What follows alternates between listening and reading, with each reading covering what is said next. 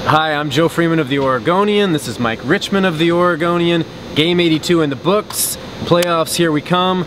Blazers defeated the Denver Nuggets in their regular season finale 107-99 Wednesday night at the Moda Center.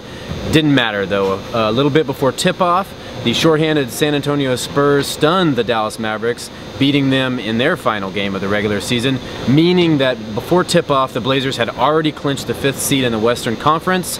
They did not elect to rest their guys, though. The majority of them played most of the game, or at least most of the first 3 quarters, and got a little touchy there at the end, but they ended up winning a meaningless game.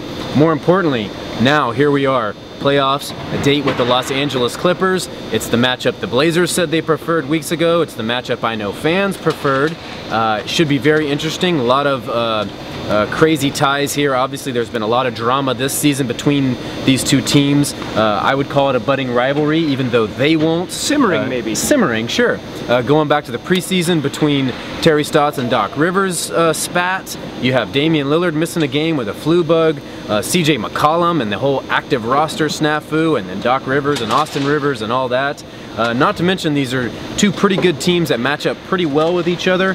It'll kind of be a seasoned team with the Clippers, who have a lot of playoff experience on their team, against obviously a young and rebuilding team with far less experience in the Blazers. Quite simply, I think it's one of the more intriguing and sexy first-round matchups of the NBA playoffs. I would call it the best. I will go ahead. I'm going out on a limb and say this is the best first-round matchup available to you.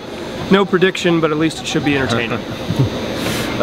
Tonight, there were a couple notable things. Damian Lillard said a few yeah, in a meaningless game, Damian Lillard did some meaningful things. Who would have known? But that's kind of how this season went. He became the Blazers' all-time leading three-point shooter, passing Wesley Matthews. He finished with 828 career three-pointers, hit 3 tonight, passing Wesley Matthews. And West took 5 seasons to hit 826.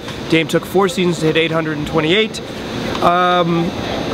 This is maybe not super significant because that's the way the league is going, but for Dame to be at that point in the record books here, it just kind of speaks to what he means to this franchise, and as a nice cap to sort of what he's meant to this season, leading them to sort of an unexpected spot here in 5th place. Another sort of key statistical note, Damian Lillard finished 25.1 points average on the season, becoming the 3rd Blazer ever to average at least 25 points. CJ McCollum, his running mate in the backcourt, finished the season averaging 20.1. They became the first Blazers duo ever in the history of the franchise to both average above 20.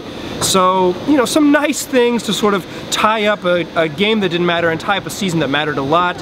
And now they head to the playoffs for what should be at least 4 fun games.